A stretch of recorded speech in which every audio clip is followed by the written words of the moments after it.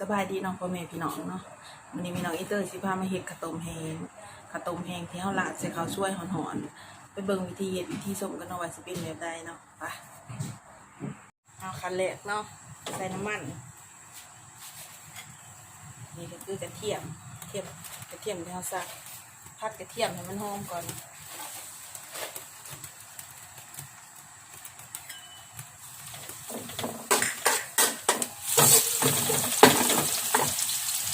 จากเขาจะเคี่ยวห้องเดี๋ยวเรา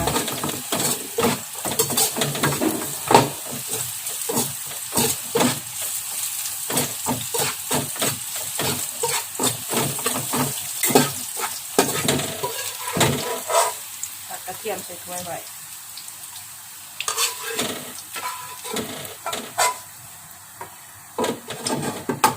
ตักกระเทียมใส่ถ้วยไว้อันนี้คือหมูสับหมักหน่อยหมักลายแหละแต่คนน้อยคนลายนะแต่น้ำในหนองอินเตอร์คนลายเห็ดซ้ำ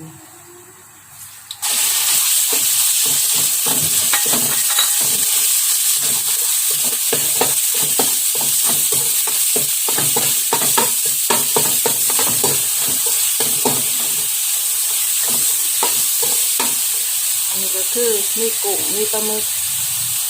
ในหนองอินเตอร์ก็จะต้องไปคัดเลย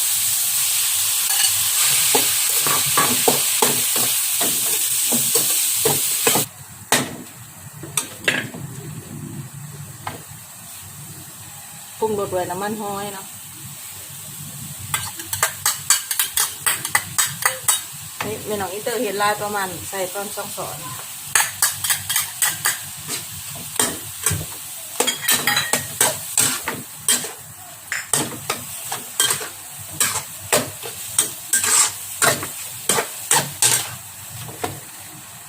นี่คือซีอิ๊วดำประมาณ2 ช้อนใส่ดำสีดำ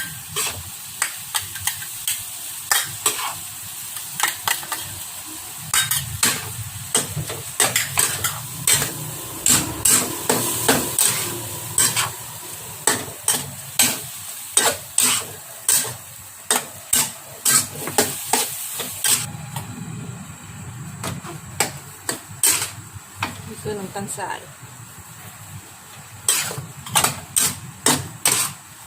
ายประมาณ1 ช้อน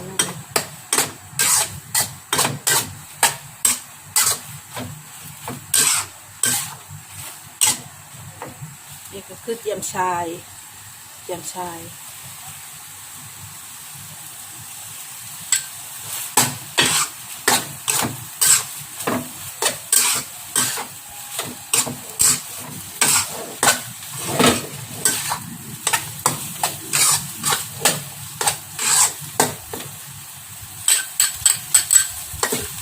ก็ประมาณช้อนหนึ่งแล้วเนาะ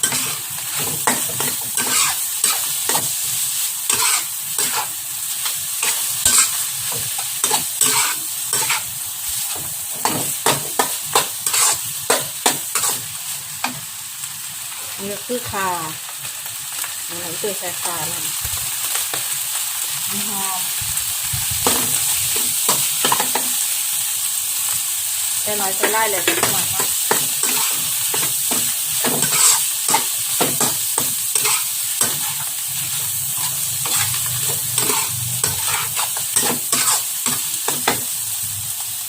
เปรี้ยว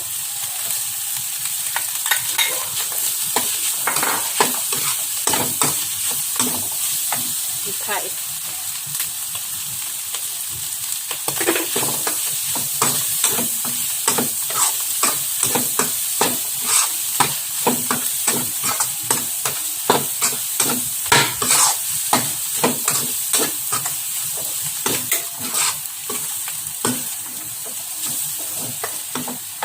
ตบท้ายด้วย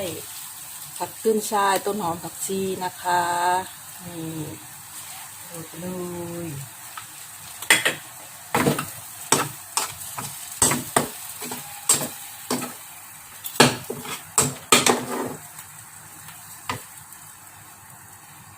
ซิมก่อนเนาะซิม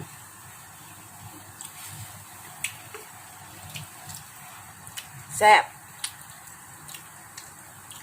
แม่น้องอิเตอร์กับเศษสินนะเนาะพี่น้องเนาะกระตุมแหงของแม่น้องอิเตอร์กับเศษสินมันก็ขอไปจัดจานก่อน